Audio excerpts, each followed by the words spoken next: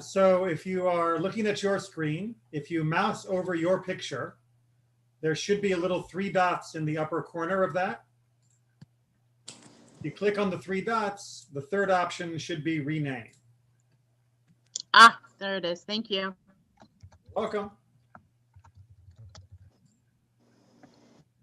Puedes saludarlo si quieren. So that way you can call yourself whatever you like. Yeah, Oh, goodbye, rename Leo. yourself.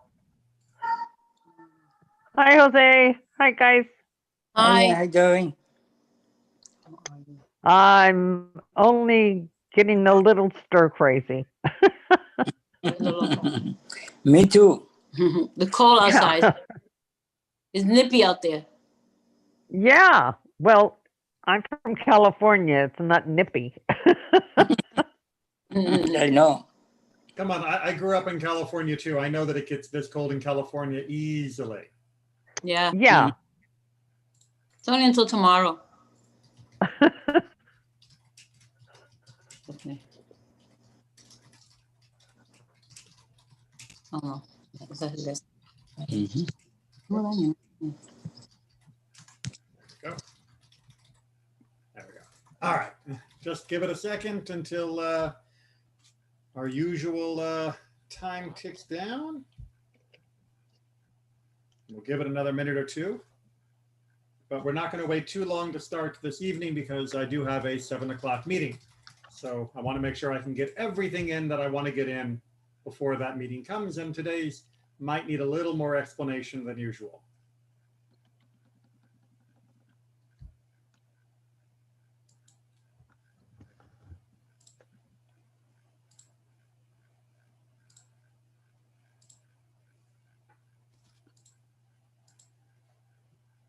Give it just one more minute, and then we'll plunge ahead. I know my mom said that she was going to come on, but she might be a minute or two late. So, And that's fine. You know, one of the reasons why I save all of these to YouTube is if people show up late, they can always go back and catch the beginning.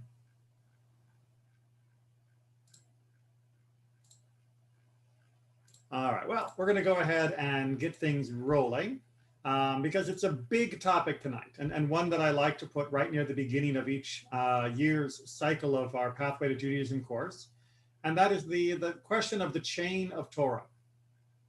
Now, it's a difficult topic to try to get our head around because it's not one that we think about all the time, but it is one that is incredibly important, which is to say that there is a start point to the Jewish people, the revelation at Mount Sinai, the acceptance of Torah as the core of our people.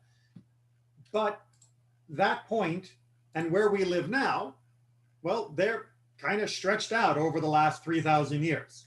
And to understand how we get from one of those places to the other, from the beginning to our present, and to understand how we can rely on the continuity of Jewish life experience and thought over the course of those 3,000 years, so that we have confidence that what we are doing is indeed what we should be doing according to the Torah. That's a major question and a major topic that needs to be discovered for each person. But I would like to think according to the guidance of our tradition. So you may not get all of the concepts that we're going to be touching on today. It may take a while for them to sink in. Please take time to reflect. Obviously, if you have questions during the class, ask me. If you have questions after class, ask me. If you have questions anytime, ask me. But this is a fundamental point to take on board and to begin to understand in order to make it a part of your life. So with that in mind, and move that over there, we're going to get to our first part. The basics, right? These are some of the basic assumptions, many of which we talked about in passing during last week's class. We accept that the Torah is, right, the unalterable revelation of God. God gave us the Torah. Now, there are many different discussions about how exactly that happened. Was it a dictation? Was it a inspiration? Some even argue about inspiration over the course of decades or centuries. But regardless of how you believe the ink got on the page, it's unchanging, meaning the Torah that we have is the Torah that we are keeping. We're not editing anything. We're not deleting anything. We're not adding anything. And the Torah is the single source for law and authority in Judaism. Now, this written Torah then has a formal name. It's the Torah Bichtav, which literally means the written Torah. And that is from the first bet in Bereshit to the final Lamed in the end of Deuteronomy, Devarim, that from bet to Lamed, everything there is the Torah. That's the Torah God wants us to have. We're done. Except we're not done. And that's the issue, right? Because there is no such thing as a self-reading book. And yeah, I know with Audible now, people can get self-reading books, but that's not what I mean by self-reading. What I mean is there is no book that can automatically implant in your brain a perfect understanding of what the author wanted you to know simply by letting the words pass in front of your eyes. The reader has to interpret any book, divine or man-made. There is simply no substitute for the human reader's involvement in taking the words on the page and pulling them into the mind. There is always going to be an interpretation happening. There is always going to be a process. No matter how much a person says, oh, I only read the literal word, or I only read the words as they are written, or any of that other nonsense that people use. And it is nonsense to believe that those phrases have any truth to them at all. Every book, from Dick and Jane to the Torah itself, requires the reader to be an active participant, whether they realize it or not. And the most dangerous people in the world when it comes to reading the Torah are the people who don't realize that they are an active participant in understanding it. Now, the part that is compounded to this is that interpretation, that active understanding, is not easy. It's not easy in general for any book, but in particular for a book that was written in an ancient language, and ancient Hebrew is different than modern Hebrew. Even somebody who is a modern Israeli and fluent in modern Hebrew, when they read the Torah, are still going to encounter a language barrier. It's not the same language barrier that somebody who doesn't know Hebrew at all encounters, but it is still a language barrier. And the book was written in an ancient culture. This is something that should not be underestimated. Right? When we read about the different narratives and stories and laws that are contained within the Torah, we have to understand what was the setting, what was the culture in which those laws were given. So those are things that are not intuitively available to us simply because of time and distance from the original giving.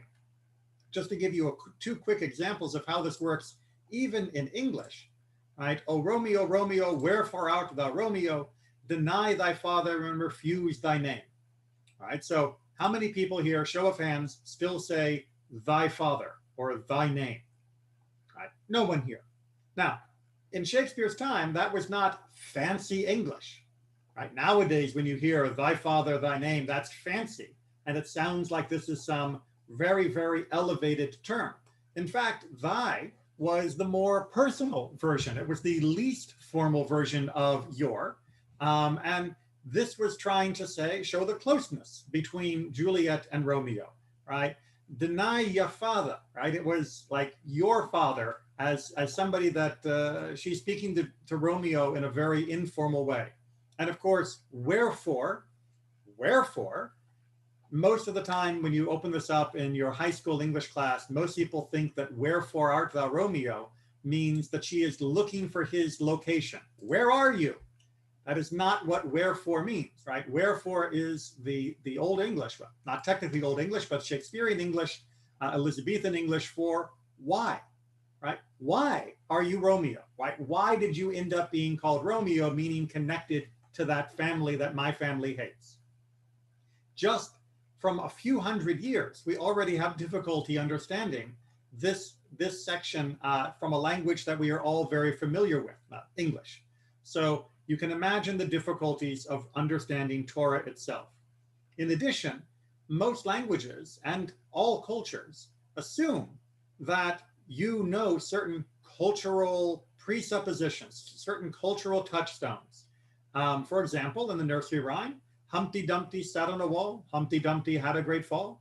Right, all the king's horses, of course, all the king's horses and all the king's men couldn't put Humpty together again. Right? What kind of thing was Humpty Dumpty?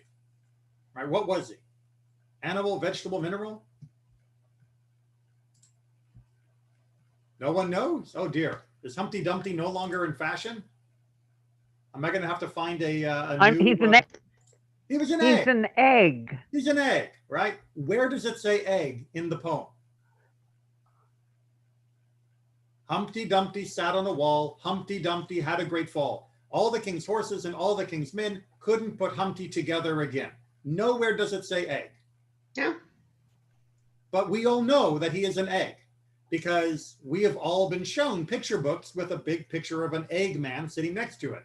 And we have talked about Humpty Dumpty, and the parent would say to the child while they read the book, oh, Humpty Dumpty was an egg. Now, Humpty Dumpty being an egg wasn't in the book itself, but it was part of the cultural understanding of the text of the book. And that cultural understanding is very important. And to realize that just as a parent will not teach a nursery rhyme to a child without explaining what's going on beyond the literal words on the page, so too, God would not have given us a book without a similar explanation. Right? Certainly, understanding Torah is more important than understanding Humpty Dumpty.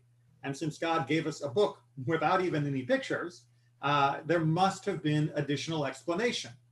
God would know that without explanation, without this additional description of what it meant, that it would lead to confusion and chaos. Right? The Torah even hints at this.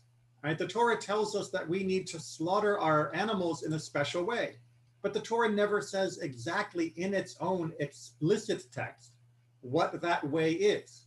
The Torah tells us that we can eat certain types of locusts, but the anatomical description of those locusts is about as helpful as saying Humpty Dumpty, meaning that if you know locusts and you know which ones someone told you they were, then you know, but just reading the Torah itself, you do not have any way of being confident that you're eating the right locust.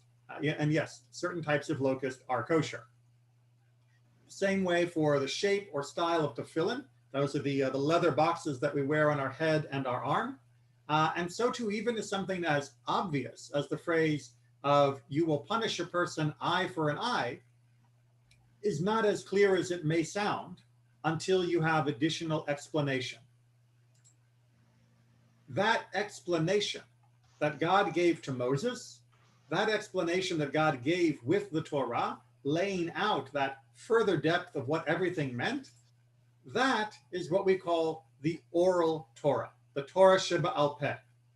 Now, the oral Torah makes it sound like it's a game of telephone, right? Where one person is saying it to the next person who says it to the next, and it gets muddied and messed up. That's not what we mean by the oral Torah here.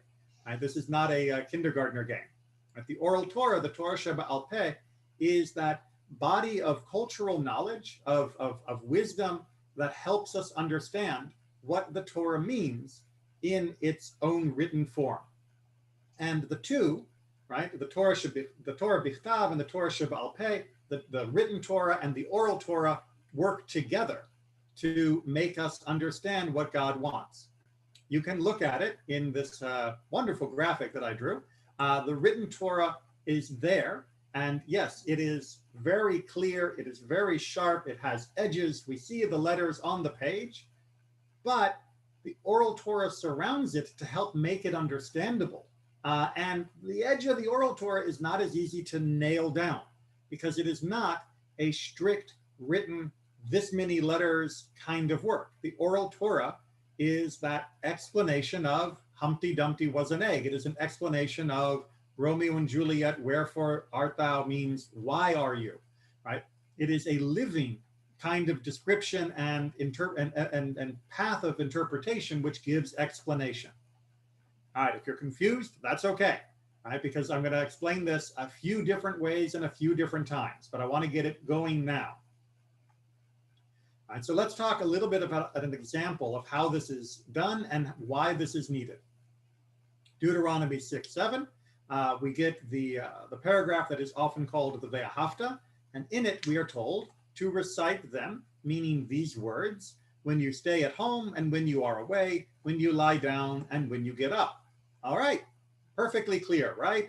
Well, no, because I've just been given a command to do it when I lie down and when I get up. So I'm going to ask, this is taken from the Mishnah, which I'll explain more about in a second, from what time may one recite the Shema, from what time may one recite the Shema in the evening? So we just saw that there's a lie down Shema, an evening Shema, and they want to know exactly when that is, right? Does that mean when I take a nap in the afternoon? Does that mean when I lay on the sofa reading a book? Does this mean if I trip and fall down on the ground? What do you mean by lie down? And the answers that are given is from the time that the priests enter in order to eat their truma until the end of the first watch. Those are the words of Rabbi Eliezer. The sages say until midnight, and Ramban Gamliel says until dawn. Now we'll find out later that all three of those are actually teaching the same thing, which is to give us a measure of when we say this time, when we say the Shema during this time, but all of them are doing it in a way that gives us each a different piece of that full explanation, and they are sharing that based upon what their teachers told them, and what their teachers told them, and what their teachers told them, right? The Torah, the oral Torah, the Torah Sheba'al Peh, was passed from teacher to student. The student became a teacher, and then had students of their own. The oral Torah was also passed how we did our court cases. Every time the court made a decision, it reinforced the interpretation. The Torah was also passed on through observance, meaning that you would watch how somebody made tefillin, how somebody chose the right locust, and that would remind you and would teach you of what the written Torah was trying to tell you. Now, these different teachings about each verses were then collected into what we call midrash. And that was there to help explain the Torah and to explain Jewish law. Midrash, unfortunately, many people think is just a collection of stories. It is not. It does have some stories in it to teach principles of Jewish thought and belief, but the oldest form of midrash and the most important form of midrash, if I may say so, is the legal midrash, where line by line, sometimes word by word, occasionally letter by letter, the rabbis will share how each verse is meant to be understood according to the received tradition that goes back to the beginning. All right, I'm just going to pause there because we're about 20 minutes in, and I want to make sure I'm not losing you all completely. Any questions or comments so far?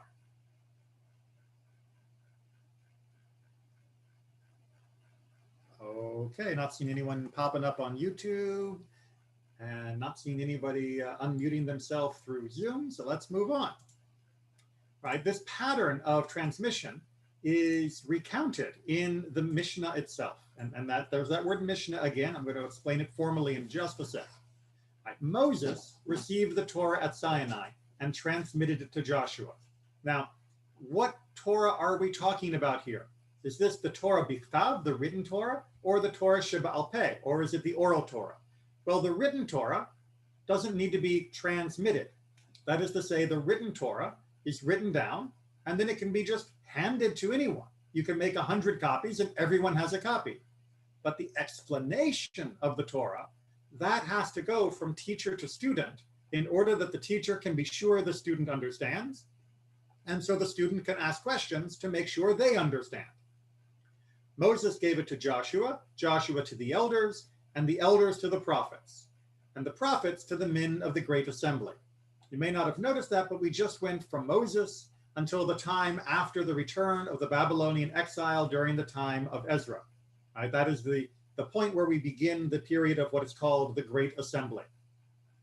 After that point, we begin to get to the names of a few of the people from that time. Shimon the righteous was one of the last of the men of the Great Assembly. Antigonus, a man of Socho, received from Shimon the righteous. Yosef ben Yozer of Zereda and Yosef ben Yochanan of Jerusalem received from them. Joshua ben Parai and Nattai the Arbalite received from them, and so on until we receive Hillel and Shammai, right? Hillel used to say, be of the disciples of Aaron, loving peace and pursuing peace, loving mankind and drawing them close to the Torah. This is where we begin to get more and more of the sharing of some of the broader teachings, the aphorisms and proverbs. But the top part is what's most important for tonight, which is to see that there was a transmission of teacher to student, that was a formal process of making sure the explanation of the Torah would not be lost, that it would not become confused, that it would not break down. So let's talk about how this looks in practice. Again, we're going to look at a few of the midrashim and other teachings on different Torah laws that may not be as readily understood. All right, so honor your father and your mother. Everybody knows this from Exodus 20 and the 10 Commandments. Now, I might understand it to mean only with words, right? After all, honor could just be saying, you're great, Dad. Wow, Mom, you're terrific. Maybe that's the only honor I'm talking about. But Scripture says, honor the Lord with your substance, taken from Proverbs 3:9. Hence, since it's talking about honoring with substance with God, and it talks about honoring your parents, it must mean with food and drink and with clean garments. It must mean we need to use our substance to honor our parents as well.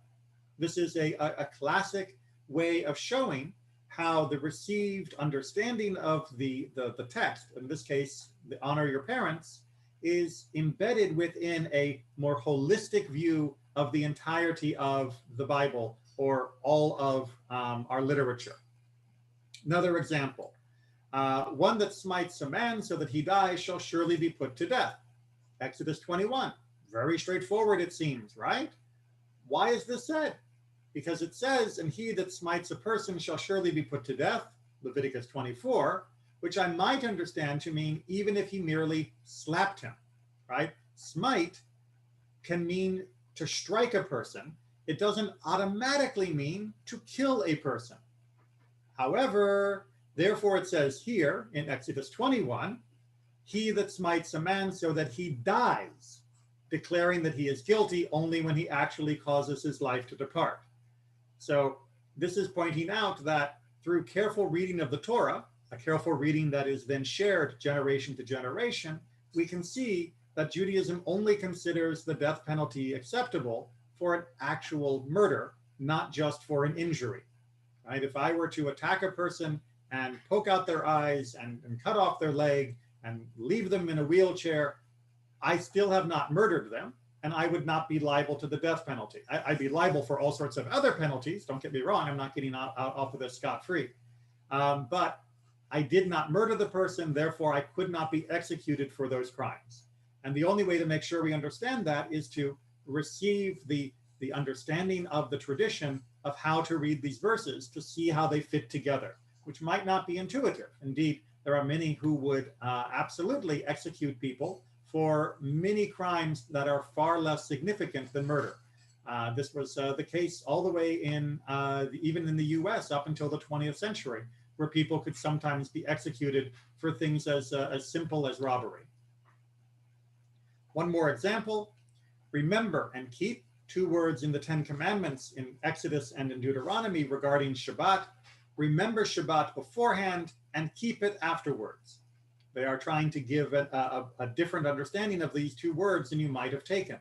So they ruled we are to add from the mundane to the holy, as a wolf tears what is before him and what is behind him, giving a bit of a graphic metaphor that when you make Shabbat, you can add time before Shabbat, meaning from Friday afternoon. You can start Shabbat early, and you can add time Saturday night, meaning you can finish Shabbat late, do Havdalah later than the earliest moment, but you can only add before and after. You cannot subtract from Shabbat, right? The wolf will tear from both sides. It's not going to tear away from what it's actually important to it. All right, now those may not be self-intuitive. Those may not be things that are immediately compelling to you.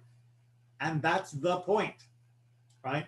the tradition, yes, will try to convince you, it will try to show you its logic and its scriptural citations, but ultimately, the oral Torah was oral from the beginning.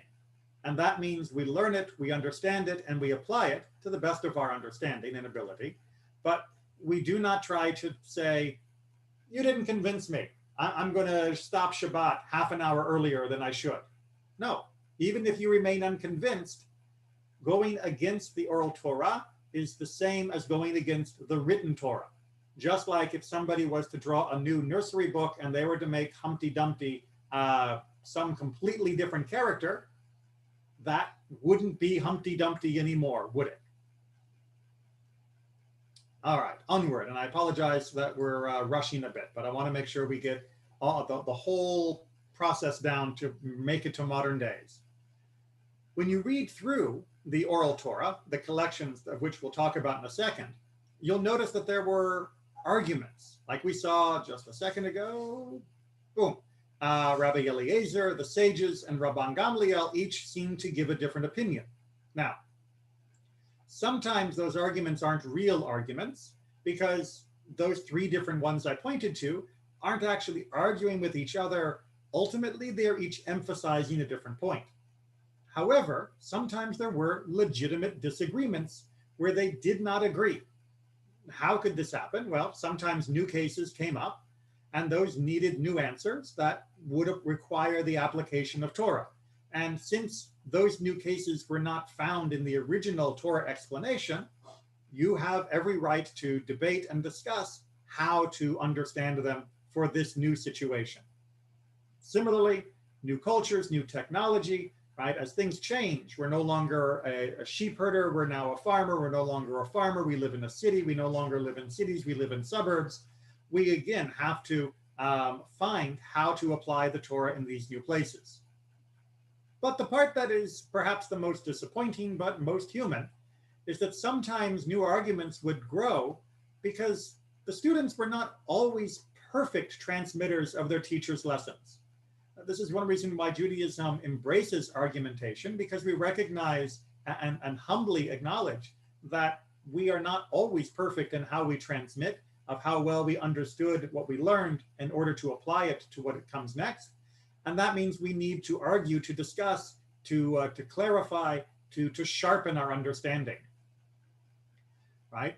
We need to smooth things out, though, when these arguments arise. And again, and most importantly for our discussion tonight, this happened first and foremost in 250 CE, so about 1800 years ago, when the oral Torah was put into a collection by Yehuda Hanasi, Rabbi Judah the Prince. And this collection was called the Mishnah. Right? I've mentioned this now a bunch of times. Here is what we mean when we say the Mishnah. The Mishnah is an edited collection of the oral teachings that were in the community at that time. And the edited collection was very important because it was brief, right? Anybody who's ever sat through a lecture knows that the lecture notes are shorter than the lecture itself. And these were the lecture notes of the oral teaching. It was easier to remember. You'll also know that bullet points are a lot easier to remember than an explanation. It was organized, more or less. Sometimes modern people will find the organization of the Mishnah not exactly intuitive, but trust me, compared to the organization of the Torah, where topics are scattered over all 5 books, the Mishnah is much more compact and cohesive. And it contained all the necessary facts to reconstruct the longer lessons on each law, if you knew what you were doing. Now, if you've been paying attention to tonight, as well as any other presentation I've done using slides, you will notice that there is about a 10-to-1 ratio at least of the words I use compared to the words on the screen. That is the perfect example of what we're talking about with the Mishnah. Right? The Mishnah tried to take the living, breathing, conversational, educational lesson plan of every teacher and condense it to a set bullet point list that could then be used by a knowledgeable teacher or student to have the entire lesson come back to mind again. But rather than writing 10 to 1, rather than writing all of the words, which would be impossible to remember perfectly and be impossible to transport because it'd be an incredibly large encyclopedia, it was put into its closest, shortest, briefest, most memorable, concise, perfect form that could then become a treasure trove as a reference document. It was known as the Mishnah. Everyone with me? Okay. In case you think this is some like modern discussion that, just is talked about in random universities, no. Going back to about 1,300 years ago, Rav Sharira HaGaon, one of the great Gaonim of the Babylonian academies, tried to explain the process of how this all happened as follows. The early sages were not known by their names. Remember, the men of the Great Assembly. And then later on, the few pairs of rabbis that we heard, like, Hillel and Shammai. Except for the Nesi'im and the presidents of the Beit Din, like Hillel and Shammai, because there were no disputes among them. Right? We don't keep track of who said what when no one said anything different than the other. Instead, they knew clearly all the explanations of the Torah. They knew the Torah Sheba'al Peh, the oral Torah, perfectly, and there was no need for debate or discussion about what the Torah said. They might still debate and argue about application, but not about the content. As long as the temple was standing, that is to say, up until 70 CE, when the Romans destroyed it, each one of the sages taught his students the explanations of scripture, Mishnah, and Talmud, using words which he composed for the occasion. Right? Those of you who have ever done any teaching at all, even if it is teaching somebody how to drive or how to make a new recipe, will know that when you are teaching the same thing more than once, you rarely will teach it the same way. Right? Any teacher who is teaching to a class on autopilot that is not changing their metaphors or changing the examples or changing the way they explain certain things is not doing their job as a teacher. That you would compose how you want to get the point across each time. That doesn't change the point, right? If I'm trying to teach you that 2 + 2 = 4, I can do it with beans, I can do it with glass beads, I can do it with marks on a piece of paper, I can do it with your fingers, I can do it with all sorts of things, but I'm not changing the answer and I'm not changing the math, but I am changing the vehicle to reach different students in the way that they need to be reached. And the sages would render halakhic decisions for their students as they saw fit, right? According to the laws, they would give the rulings. Wisdom was abundant and they were not troubled by other distractions. When the temple was destroyed, big distraction, the sages moved to Beitar, and when Beitar was also destroyed, they dispersed in every direction. We no longer had a cohesive set where people could study together and be constantly reinforced and reminded in how this all worked. On account of all these upheavals, persecutions, and disturbances, the students did not serve the sages sufficiently, and disputes increased. The reprieve after the destruction of the temple was an important time, for the sages then convened in order to retrieve the laws that were nearly lost in the turmoil and persecutions and as a result of the strife between the houses of Shammai and Hillel, two debating schools of thought. So they got back together, they clarified everything. This is the time of the Mishnah, of bringing it all into sharp focus once again. It had gotten a little fuzzy. During all these years, the sages clarified all the laws which had been left unresolved in the academies due to the great loss that took place because of the temple's destruction, and the unresolved halakhic questions that had arisen during those troubled and confused times. All the halakhic disputes that had come into existence during those 3 generations were decided. The individual and the majority opinions were made known after our sages had diligently and completely analyzed and investigated them. They thoroughly examined all the traditions and Mishnayot, the different records of teachings, in order to establish the correct version. This is what we call the Mishnah. They thoroughly examined they did not add to the earlier teachings of the men of the Great Assembly, but they toiled mightily and examined the material until they understood what the earlier masters had said and had practiced. Thus, they finally resolved all their doubts. This is how the Mishnah comes to be the formal record of the official teaching of the oral Torah. So now that oral Torah gets a name, Mishnah. Now it's important to remember, the Mishnah is not what was given at Mount Sinai in a literal sense, meaning God did not read the Mishnah to Moses. Instead, God gave all the information that we find in the Mishnah to Moses in a vehicle that was perfect for Moses. Moses then shared it in his own words with Joshua, Joshua with the elders, and so on and so forth. But by the time of 250 CE, 1800 years ago, it was necessary to clear up, because of the rising number of disputes and the disruptions our people had faced, precisely what the correct version of that teaching had been, and that then became the Mishnah formally. Everyone's still there. I don't see anybody falling off the page, so let's press on. So I just need to adjust my screen boxes again. The texts of the Mishnah, like I said, they were not the only texts of the oral Torah that were floating around. Even after it was finished, there were still people who would remember other parallel teachings. Some of these were called the Tosefta, and they were put together in another collection. Some of the individual students and schools also had their own personal teachings. These are referred to as Braitot. Those become much more important when the Talmud is made, as we'll see in the next few slides. Right? Those extra versions were often very useful for people to say, well, the Mishnah says this, but I have a version from my teacher on the same topic, and the wording is just a little different. Maybe that version will help me understand the Mishnah's version better. The Mishnah was still considered to be A1 perfect version, but like we talked about with the Torah in the first place, understanding a set text requires additional explanation and interpretation. And these other versions were very helpful for that.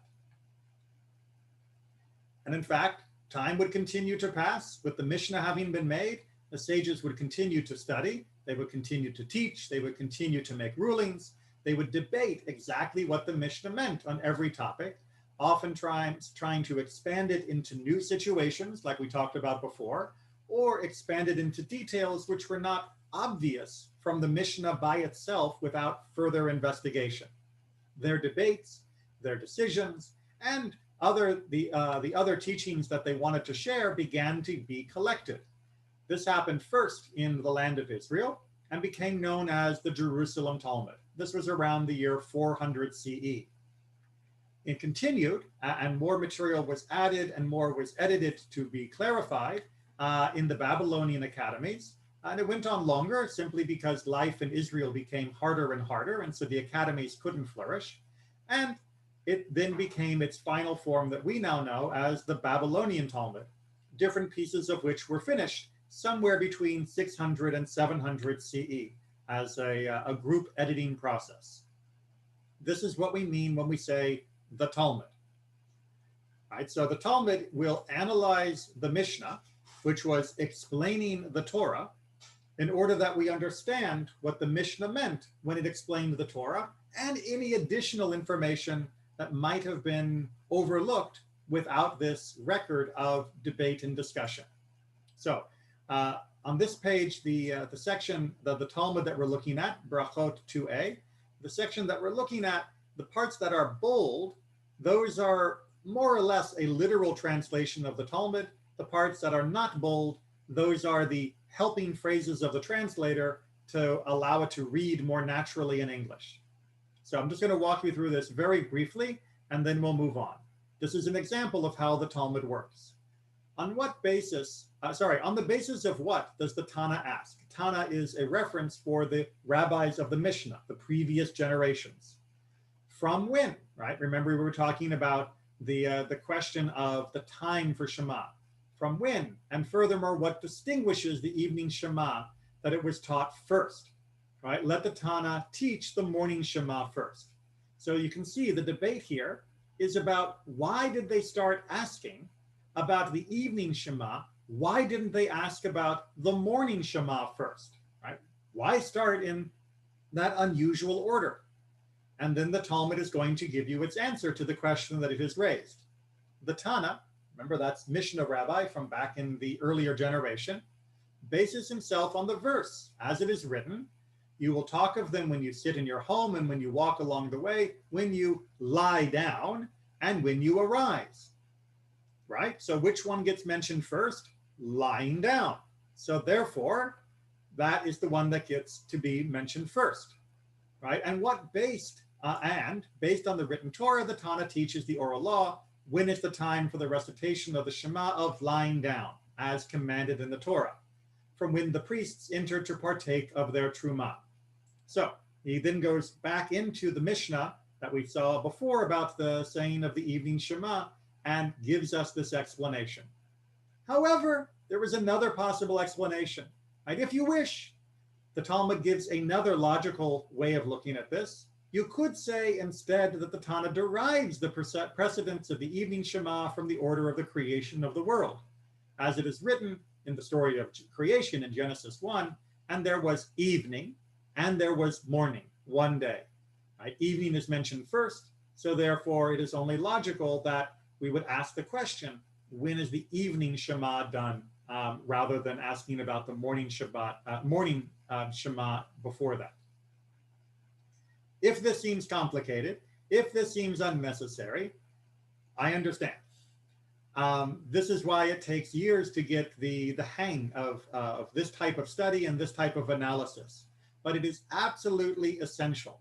Right? The Talmud is a major pillar of how we live as a Jew, right? Because it is this edited version of their debates, because it is this very refined literary technical structure of their debates and decisions, it not only gives us the conclusions, which could have been done much earlier, much quicker, right? But instead it teaches us how to make decisions. And that is the most important thing. And I could just tell you the time for the Shema is when 3 stars appear in the sky. But if I just tell you that and we're done, then you never learn how to understand that, or why it was that time, or what that time may have as an implication that's connected to other times, or how it brings us into a different view of the world. Right? Just giving you an answer would be as pointless as teaching a child 2 + 2 = 4 and then walking away. What good is that going to do? That they can memorize a sentence? Will they understand the math? Will they understand the logic? Will they understand the importance? No. The Talmud tries to give us all of that through this choreographed debate, this choreographed fencing of ideas. And it became very important, not just for that in general, but specifically at the time that it was made, because the Jewish community became less and less centralized after the Talmud was made due to the historical events of the world. And because we had the Talmud that gave us not only the conclusions of much analysis of Jewish law, but also gave us this template of how to think about Jewish questions and Jewish life, it meant that a rabbi in Spain and a rabbi in Iran would both be reaching similar conclusions, or even if they reached different conclusions, would be reaching them through similar methodology. And that allowed for Judaism to remain much more connected despite the distance. So, go back to our picture. The Torah is surrounded by the explanation, which is the Mishnah. And that explanation of the Mishnah, that explanation of the oral law, is then further clarified and interpreted by what we now call as the Talmud. And that forms the absolute center of how we have an understanding of Jewish life and Jewish practice. However, you're probably noticing that we're still about 1,000 years off from now. Has nothing happened since? Has there been no writing since? But wait, there's more. So time passes. After the Talmud has been published, study, debate, decisions continue, right? Life goes on. The Talmud itself becomes the object of study. People now comment on the Talmud, which commented on the Mishnah, which was itself the explanation of the Torah. New decisions, interpretations are only binding, however, within a given community or sometimes within a region. So unlike before, when the rabbis of the Mishnah or the rabbis of the Talmud reached a decision and it became the decision for the Jewish world, after the Talmud is finished and no other universal books are being made, the decision of your country or your community becomes the decision of your country or your community. That's it. It does not become an obligation for all Jews everywhere. So overall then, after this time period, we end up with 3 different types of writing for the next 1,000 years, meaning until this day. One of them is codification, people who tried to make collections of Jewish law. Responsa, the collection of the questions and answers for each community and rabbi regarding Jewish law. And philosophy, the sort of big picture ideas. And we're going to look at each of those in more detail. So codification, many authors, and God bless them because this is a really difficult challenge in Judaism. Many authors try to pull together all the pieces to make something that looks more like what we would recognize as a law code, something that's systematic. Article 1, paragraph 2, subparagraph 3, that kind of thinking. They wanted to make it organized. They wanted to make it conclusive, right? That there would be a code to end all codes. Here is the answer. We're done, right? They tried to resolve the decisions. They tried to leave only clear rulings on all topics. That way, this would be an easy reference book. If you wanted to know, how do I slaughter a chicken? You could just go, you'd open up to slaughter, you'd open up to chickens, you'd read about what to do, step 1, step 2, step 3, and you'd have a dead chicken that was kosher. That's the dream. It doesn't exactly work out so well. It does work brilliantly, and we are absolutely indebted for the law codes that have been made, right? The Rif, Rambam, the Tur, Rabbi Karo, who wrote Shulchan Aruch and is often just called the Shulchan Aruch. These are the main authors over the last 1,000 years who have made valiant efforts to make Jewish law more understandable and easier to find for the masses. And they all fail. They didn't fail to make the law more understandable and easier to find. In fact, if you're studying Jewish law, using their law codes is absolutely essential to understand Jewish law well. However, their failures are the actual unavoidable parts of making law books. Jewish law cannot be contained in any single work. It is constantly expanding and updating and adapting. Right? It is a living, breathing thing. If you put it into a book, it stops. And stopping growing means that it is already out of date the moment it's been written.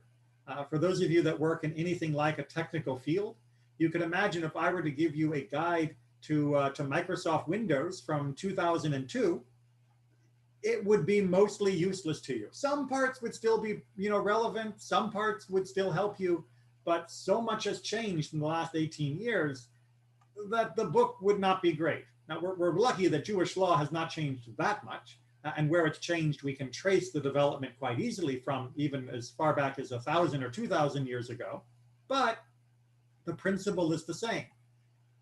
Any book will always need constant updating because life is constantly updating, right? And also, any single author in one place or one time will only be able to capture the prevailing rulings of that community, right? Joseph Caro, he lived in Tzfat, and he was from a Sephardic community, and he lived in the 16th century. His rulings reflect that. Rambam lived in Egypt, and his rulings reflected the life of the 11th century. There were major differences between the two. And the Tur was in Spain, the Rif was in the mind going blank, was also in the Middle East.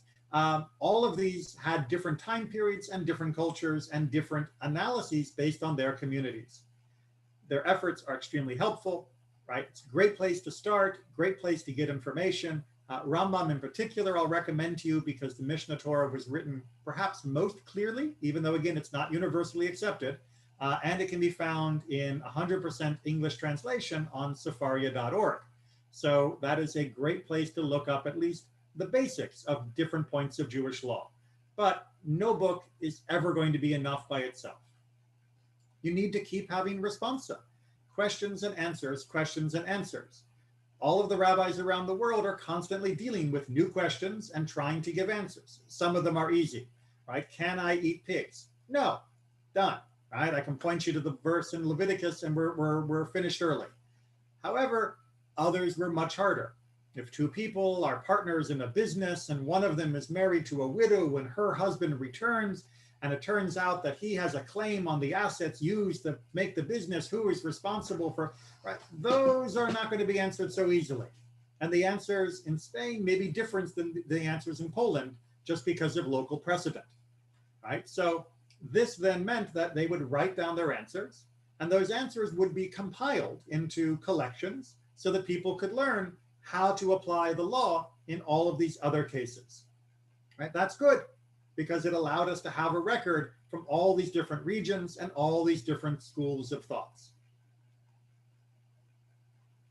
And of course, philosophy, the last major pillar, right? The Torah was never just about do this or don't do that. It was never just a law book, right? The Torah is about why. Why do we do the law and what effect it has on us, our souls, and the world around us?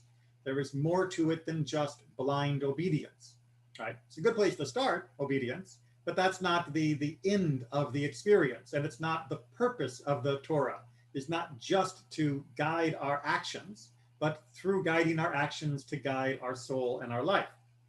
Many great sages like Saadia Gaon, Ramban, also known as Nachmanides, Abarbanel, and others have tried to answer many of these questions in a more systematic and more formal ways than the Torah, Midrash, Mishnah, and Talmud, all the other things have done.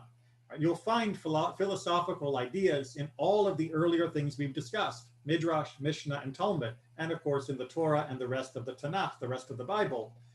But they're not presented as paragraph 1, paragraph 2, paragraph 3. It is something that is explained as it goes through a topic, rather than systematically probing into one topic at a time. The philosophers in Jewish history have done more of the probing topic by topic by topic down as much as they could into great a depth as possible. Which means our picture now has to be updated. We still have the Torah here in the middle. We still have the Mishnah, the formal record of the oral Torah around it. We have the Talmud providing that frame and structure so that we can understand it. And then we have the codes, which help us understand all of it. We have the responsa, which help us understand the codes and everything else. And we have the philosophy, which gives insights into everything as well. This all then blends together. And all of it is necessary to help us understand what we do and why we do it in 21st century Judaism here in Orlando, Florida. Does that mean you need to know every page of all of these things all the way back to the Torah? No, but you need to recognize that all of those pages form links in a chain that lead from the Torah, from Mount Sinai to right here in Orlando, Florida this day. And that the more you go back along that chain, following the links, and the more you see how it was grown and how it was forged in the different parts of our history and through the thoughts of our people, the better you'll understand why you are where you are and why you are doing what you are doing and what effect and benefit it will have for you. So there's a few different, I just want to do a little bit of a reading list just to finish up, and we're going to finish on time. Yay. All right, so obviously you can't read every Jewish book. 3,000 years of writing, we've got a lot of books. However, some of the most influential, right? Core books, the Torah, Mishnah, and Talmud. I do a Torah Wednesday class. We do bit by bit. There's a large back catalog on YouTube.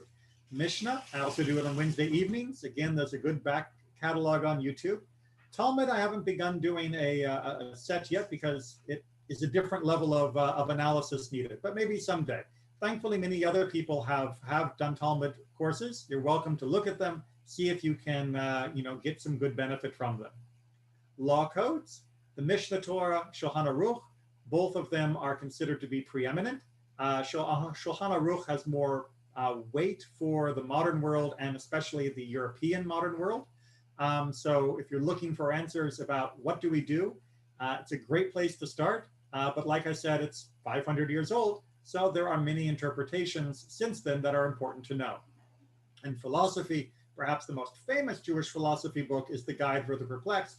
I warn you that it is based off Aristotelian philosophy, which means it's not the easiest book to read.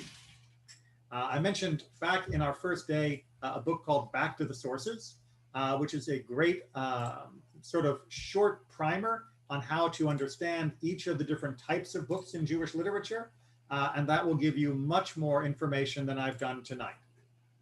One other book that you should be thinking about, though, is the Siddur, the prayer book, right? The prayer book is a sort of living testament to all of these things blended together that I showed you on that last slide, right? It is everything tying together, the words that were chosen, the order of the prayers, the prayers have the structure that they form for our service. This is 3,000 years in the making, and it is representative of the sort of culmination at any one place in time of how all of these things move together. Now, unfortunately, the Siddur doesn't often tell you much about itself. It just gives you the prayers. However, careful study will give you a lot of insights, but you are even luckier because we use in Temple Israel Siddur Lev Shalem, which has many, many footnotes all along the margins of the page, which give you much more information about why this prayer was chosen, why these words were chosen, what the history and development of that prayer may be, how it has been reflected in Jewish thought and feeling since. And this will really help expand your understanding, not only of the service itself, but also of all the other elements of Judaism that we've been talking about through this chain today. And if you want to look up the references, one decision they made, I'm not sure why, was to put all of the footnotes at the back of the book. So it may look like it just says Talmud or Mishnah or Midrash.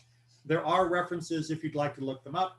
Most of those, again, you can find, many of which are translated on Sefaria.org to further your own study and investigation. Be curious, find out more, keep following that chain. It is an amazing experience.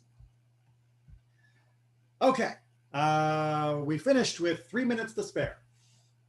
Questions or comments? Look forward to doing a lot of reading. Yeah, well, not just reading, but discussion. That's very important to remember, is that we don't just read, we also talk about. That's true. That is very just true. Just like I know Sisterhood has book clubs, or right now a movie club. In Judaism, we've been doing a few thousand-year-old book club. Any other questions or comments for today? Nope. All right. Well, where's the Gemara? The Gemara is the term that's used for the text of the Talmud that was added to the Mishnah.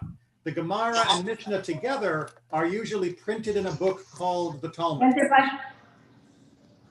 And I want to also, before you go, I want to give you, that's why I'm trying to find the right tab, just a quick reminder about a very interesting program coming up for Temple Israel. It's a Zoom program. You're welcome to attend. I'm sharing, come on, there we go. Sharing the link to the email if you didn't receive it. It's a program this Sunday, 10 a.m. On religion and state in Israel. And in particular, the challenge of conversion in the Jewish state and beyond. So I highly recommend this. We've had wonderful programs by the Masorti movement, and Rabbi Sachs from Israel is the head of the Rabbinical Assembly in Israel. He is sort of the preeminent rabbi in that country for the conservative movement. So this is a huge topic, and highly recommend if you can on Sunday at 10 o'clock. And that was the link there. And let me just share that link with my YouTube friends. That's the link I'm talking about. All right. Take care, everyone. Have a great Thanksgiving. No class next week because of Thanksgiving. Okay. Thank you. Happy Thanksgiving to all. Be Happy well. Thanksgiving to everyone.